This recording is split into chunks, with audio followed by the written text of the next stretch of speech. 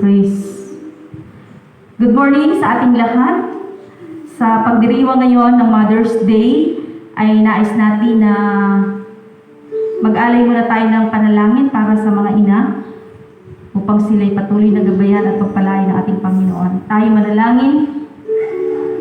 Dakilang Diyos na makapangyarihan sa lahat, sa oras na ito kami po'y nagpapasalamat dahil Ikaw ang Diyos na dakila, Ikaw ang Diyos na tapat sa buhay ng bawat mga ina.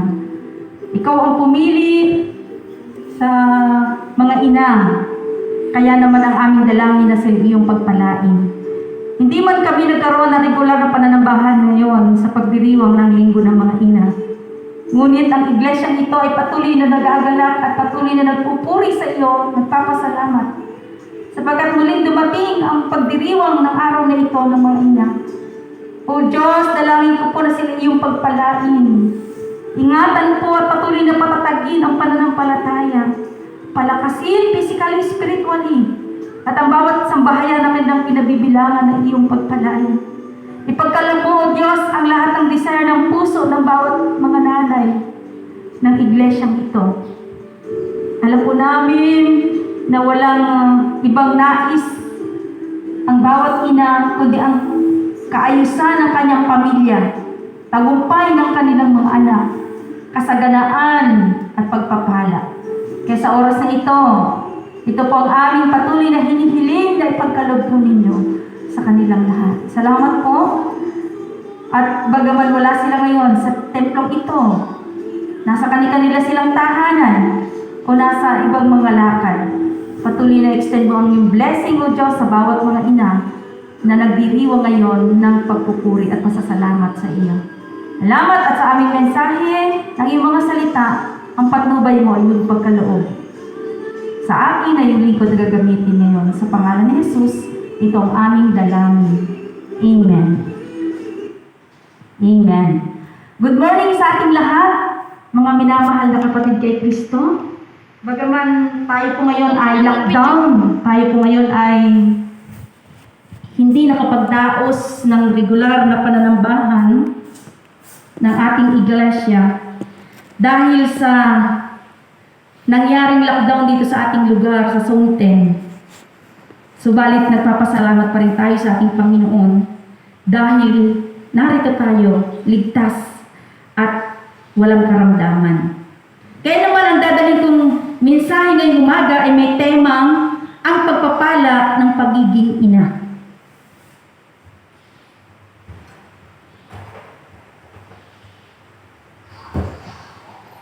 Katulad kong ina, ay nakatanggap din ako ng malaking pagpapala. At ito'y ipinagkaloob ng ating Panginoon sa pagkaroon ng anak.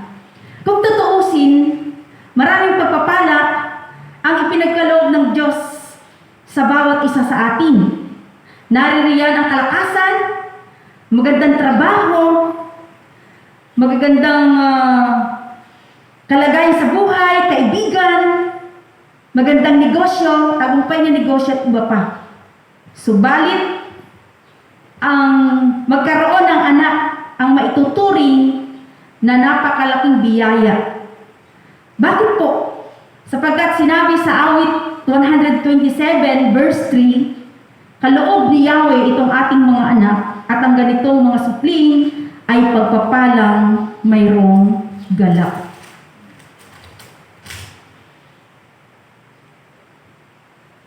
Sa umaga nito ay alamin natin ang mga pagpapala sa pagiging isang ina. Ano ba yung mga pagpapala na ibinigay ng Diyos sa pagiging isang ina? Una, dinidinig ng Diyos ang panalangin at hangaring magkaroon ng anak. Si Ana ay ito rin ang naging karanasan sa ating tekstong binasa sa unang Samuel chapter 1 verse 19 to 20 ay naroon ang pangyayari na si Ana kinabukasan maagang-maagang sumamba sila kay Yahweh. At pagkatapos umuwi, ay sinipingan siya ni Elkanah at bininig ni Yahweh ang dalangin nito. Ano ba ang dalangin ni Ana? Sa bandang unahan ng ating teksto, Diyos ng may pag-iyak na siya'y pagkalooban ng anak. At dito nga po sa verse 20, nagbuntis siya at dumating ang araw na siya'y nagsilang ng isang sanggol na lalaki. Samuel ang pinangalan niya rito sapagkat ang sabi niya, hiniling ko siya kay Yahweh. Dinilig ng Diyos ang kahilingan ni Ana na siya'y magkaroon ng supling. Si Sarah ay gayon din. Sino po ba si Sarah? Si Sarah ay asawa ni Abraham na sila'y napakatagal din na hindi pinagkalooban ng Diyos ng anak. At sa Genesis 21 verse 1 to 7 ay pinagpala ni Yahweh si Sarah at tinupad ang kanyang pangako. Ayon sa panong sinabi ng Diyos at si Sarah ay nagdalang tao at nanganak ng isang lalaki kahit matanda na noon si Abraham. Ay Isaac ang pinangalan ni Abraham sa kanyang anak. Ayon sa utos ng Diyos, tinuli ni Abraham ang bata 8 araw pagkasilang nito. Isang daang taon na si Abraham nang ipinanganak si Isaac. Si Sarah ay gayon din ang kanyang kagalakan sapagkat katulad ni Ana ay naranasan din niya ang pagtugon ng Diyos sa kanyang kahilingan. Ano ba ang dahilan ng Diyos? At bakit ito ay pinagkakaloob sa mga ina o sa isang babae ang siya'y magkaroon ng anak? Ang sabi sa awit 113 verse 9 ay ganito ang sinasabi. Ang babaeng baog, pinagpapala niya at binibigyan ng anak upang lumigaya. Amen? Nais pala ng Diyos na ang mga babae o kababaihan ay bigyan ng anak upang lumigaya. Alam niyo po, wala nang iba pang makapagbibigay ng higit na ligaya sa isang babae kung siya'y magkakaroon ng anak. Ang material na bagay ay lilipas. Makamtan man niya ito po'y mawawala rin ng galak ang kanyang damdamin sapagkat sa simula lang yung tunay niyang kasiyahan na matanggap niya yung bagay niyo. Subalit ang anak, sa simula pa lamang na siya ay nasa sinapupunan ng isang ina at gumagalaw doon, hanggang sa silang ito, hanggang sa ito'y lumaki, matutong magsalita, maipadama ang pagmamahal sa kanyang ina, sa kanyang pamilya, ay lubos ang kagalakan ng kanyang sambahayan. Tunay nga na pinagpapala ng Diyos ang isang babaeng baog upang lumigaya. Pangalawa po, na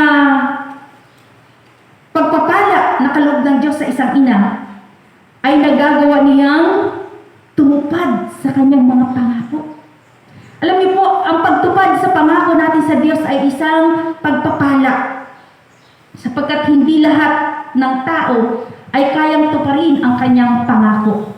Si Ana sa unang Samuel chapter 1 verse 21 to 23 ay naroon ang kanyang pagtupad sa kanyang pangako sa Diyos. At ano po ang kanyang pangako? Na ang kanyang magiging anak ay ibibigay niya kay Yahweh. Ibibigay ng buong buo at maglilingkod kay Yahweh habang buhay. Pagkalipas ng isang taon, si Elkanah at ang kanyang sambahayan ay muli nagpunta sa Shilo upang ialay kay Yahweh ang taunang handog. At sinabi nga ni Ana kay Elkanah na hindi na muna siya sasama doon. At kapag panahon na pwede nang iwalay ang kanyang anak na si Samuel, ay dadalhin niya ito sa templo ni Yahweh at doon natitira habang buhay. Hindi pinaliwala ni Ana ang kanyang pangako. Bakit? Dahil alam niya na ang kanyang pinangakuan ay totoong Diyos. Dahil alam niya sa kanyang sarili na ang Diyos na nangako na siya pagpapalain ay hindi nagsinungaling. Hindi nakalimot sa kanyang pangako at tunay ngang ito'y tinupad sa kanya. Ipinagkaloob nga ang kanyang pinakananais at may kagalakan, kahilingan ang magkaroon ng anak. Kaya naman, bilang pagbabalik ng kanyang pasasalamat, ang kanyang pangako ay hindi niya pinalimutan. Maraming tao, ang kapag tinugunan ng Diyos ang kanilang pangako, ay nalilimutan na ang kanilang mga nabitawang pangako sa Diyos kapag tinupad na ng Diyos ang kanilang makahilingan. At nasasabi nila, alam na ng Diyos yan. Nauunawaan naman ako ng Diyos. Alam ng Diyos na mahal ko ito. Kaya hindi niya pababayaan na ito'y mawala sa akin. Pero kailanman, mga kapatid, si Ana ay hindi nag-isip ng ganung bagay. Ang una agad inisip ni Ana, nang matanggap na niya ang kanyang kahilingan sa Diyos, ay yung kanyang binitiwang pangako ay kanyang tutupin. Kailangang dalahin niya sa templo ang kanyang anak. Kailangang ialay niya at doon maglingkod. Ang pag-aalay ni Ana ng kanyang anak ay kalakip ang sakripisyo. Sakripisyo na mapapalayo sa kanya ang kanyang pinakamamahal na anak.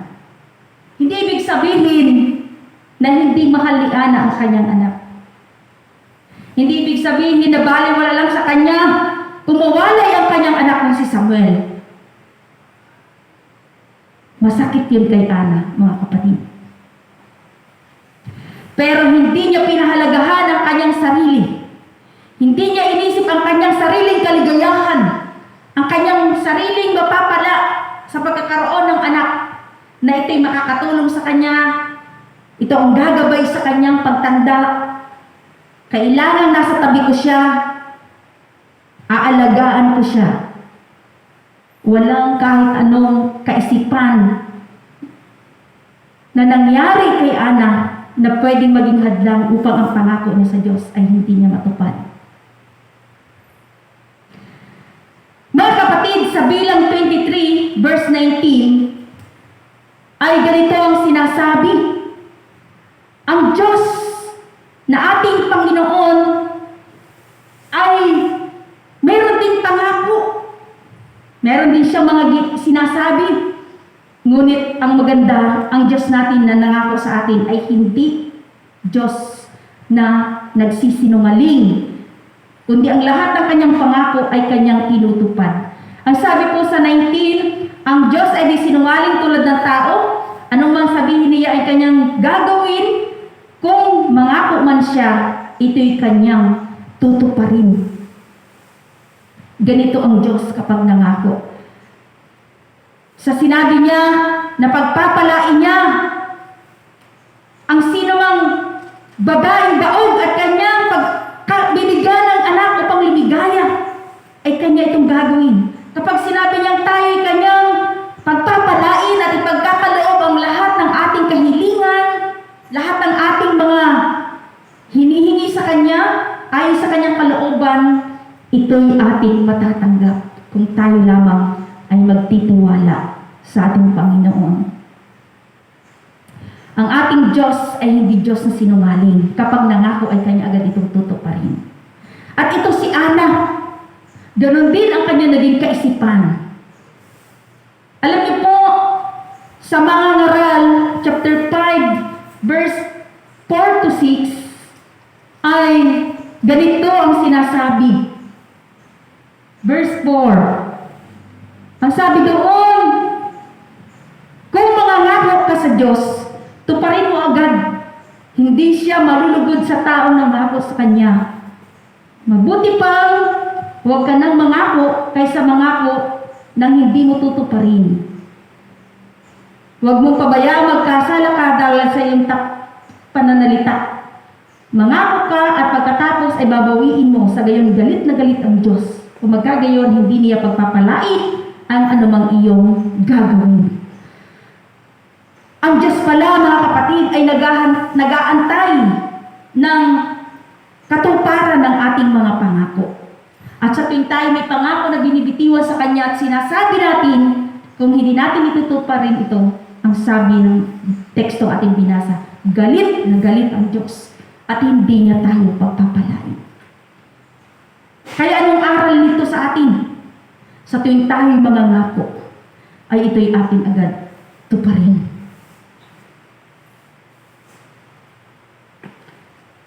Mga kapatid, ilan na bang pangako ang ating sambit sa ating Diyos na hindi natin natupad? Kaya ba nating tularan si Ana na kahit ang kaisa-isa niyang anak ay kayang ibigay sa Diyos? Kaya ba nating gawin ang kanyang ginawa, ang kanyang paninindigan sa kanyang pangakong binitiwan? Ito ang hamon sa ating lahat. Ang buhay ni Ana na tumupad sa kanyang pangako. Pangalawa o pangatlong pagpapala bilang isang ina ay ang magkaroon ng hangaring maghandog ng kahit ang pinakamahalaga sa kanyang buhay.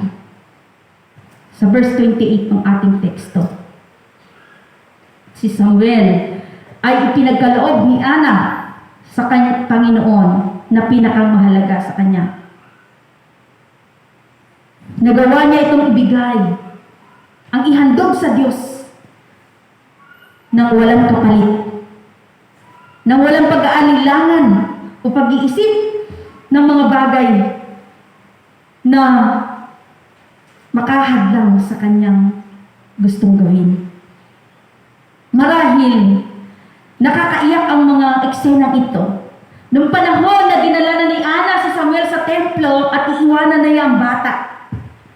Si Samuel na murang gulang marahil nung na umiiyak, humahabol sa kanyang ina, nagnanais sumama, humahawak sa laylayan ng damit ng kanyang ina at ayaw magpaiwan. At si Ana bilang isang ina, alam natin, hindi maikakaila na siya umiiyak din sa panahon na yon. Sapagkat halos ayaw na niyang iwanan ang kanyang anak na nasa kanyang tabi. Subalit, hindi niya binigyang pansin ang kanyang damdamin. Inihandog niya si Samuel na pinakamahalaga sa kanya sa ating Panginoong Diyos. At ano ang naging bunga ng ginawa ni Ana na paghahandog sa Diyos? Ng pinakamahalaga na si Samuel. Mga kapatid, binigyan pa si Ana ng kapalit ni Samuel. Pinagpala ng Diyos si Ana at binigyan pa niya ito ng mga anak. 5 anak ang ibinigay ng Diyos kay Ana. Kaya naman, lubos ang kagalakan ni Ana na kahit iniwan niya si Samuel, nawalay sa kanya at taon-taon na lang sila magkita sa tuwing sila pupunta sa templo ni Yahweh. Meron naman siyang alaalaga na 5 pang mga bata na naging kaligayahan ni Ana. Alam natin noon, ang isang babae ay napakahirap kung walang anak. Kung siya'y baog, sapagkat siya'y kukutsain, pagtatawanan. At ito na nga ang nangyari kay Ana nung siya'y wala pang anak. Kinutya siya ni Pinina at binaliwala. Subalit, hindi hinayaan ng Diyos na manatiling kahabag-habag si Ana. Pinagpala niya ito at binigyan pa ng 5 anak. Kapalit ng kanyang inihandog sa Diyos na si Samuel. Mga kapatid, kung minsan ang paghahandog natin sa Diyos ay mahirap gawin. Lalo na kung alam natin na ito'y pinakang mahalaga sa atin. Sino sa atin ang naghandog na ng kanyang anak sa Diyos? Sino po sa atin na nagsabi? Sino sa ating mga ina ang nagsabi sa Diyos sa kanyang pananalangin na, "O Diyos, narito ang aking anak. Ipinagkakatiwala ko sa iyo. Ano man ang iyong kalooban sa kanya, ano man ang iyong naisin ay mangyari ito. At hindi ang aking sariling mga plano para sa kanya." Mga kapatid, alam natin na may the best na plano ang Diyos sa bawat isa. Kung tayo mga ina ay may magandang plano para sa ating mga anak. Higit sa lahat, ang Diyos ay may magandang plano. Ito'y ang tayo'y pagpalain. Ito'y ang ilagay sa napakagandang sitwasyon ang buhay ng ating mga anak.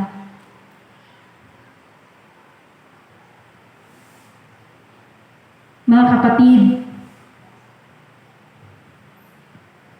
sa pagdiriwang natin ngayon ng Linggo ng mga Ina, si Ana ang ating pangunahing huwaran bilang isang ina.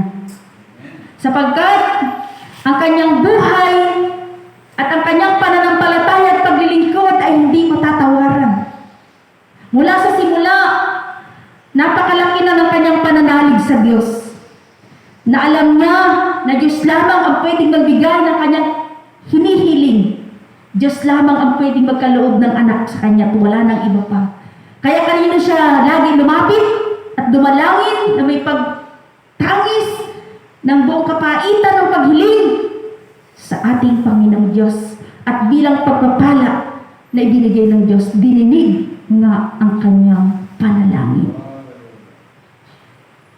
At nang dinilig naman ng Diyos ang panalangin ni Ana, ang kanyang mga pananalita na sinambit habang siya'y nananalangin ng paghingi ng kanyang ninanais na anak, na ang nasambit niya, ihahandog ko ito, ibibigay ko ito sa iyo, ay tinupad nga niya ang kanyang pangako. At ang pangatlo na ginawa ni Ana ay nang ihandog niya ang pinakang mahalaga para sa kanya, ang kanyang anak na si Samuel. Mga kapatid o mga kababaihan, mga nanay na nakikinig ng mensaheng ito, alam ko na tayong lahat ay pinagpala na ng ating Panginoon. Sapagkat yung unang pagpapala ay natanggap na natin, yung pinagkalooban na tayo ng mga anak. Ngunit yung dalawang natira na bunga ng pagpapala sa atin, yung pagtupad sa pangako at yung paghahandog ng pinakang mahalaga sa atin, ang tanong, nagawa na ba natin ito para sa ating Panginoon? Kung hindi pa, nawa ito'y ating gawin. Nawa, huwag nating ipagpaliban ang ating mga pangako sa Diyos. Tuparin na natin ito agad. At ang ating namang paghahandog sa Diyos ay pag-ibayuhin pa natin. Kahit na ito'y mahalagang-mahalaga sa atin, kahit pa anong bagay na gusto ng Diyos na ihandog natin sa Kanya, ay i-surrender natin sa Panginoon. Ipagkaloob natin sa Kanya. Sapagkat i-bless niya tayo. Kung isa lang ang iyo ngayon, kapag ibinigay mo yung isang iyon sa Diyos, papalitan pa yun ng 5. Papalitan pa yun ng mas marami pa. Sapagkat alam ng Diyos na kailangan mo yun. Ang Diyos ay hindi kumukuha kung ito'y ating kailangan. Ang Diyos ay hindi Diyos na sakim na Diyos. Nakukuhanin yun para tayo mawalan at malungkot. Pero ang Diyos, kapag kumuha, may dahilan siya at papalitan naman na yun para tayo ay pagpalain at lumigaya muli. Mga kapatid, nakakatuwa po ang naging buhay ni Ana. Siya'y babaeng huwaran at siya ang ating kinikilala na babaeng nagbigay ng magandang mga halimbawa na dapat nating tularan. Kaya sa oras na ito, Happy Mother's Day po sa inyong lahat at pagpalain tayo at nawa sa pagpapatuloy ng ating pagiging ina sa mundong ito. Huwag tayong manghinawa, huwag tayong mapagod. Magpatuloy tayo sa ating paglilingkod sa Diyos, magpatuloy tayo sa paglilingkod sa ating mga anak, sa ating pamilya, nang sa ganon tayo patuloy na pagpalain ng ating Panginoon. Maraming pong salamat. Purihin ka, Panginoon, at tunay na dakilain ang ating Diyos sa pagdiriwang na ito. Sa ngalan ng Ama, Anak, at Espiritu Santo. Amen.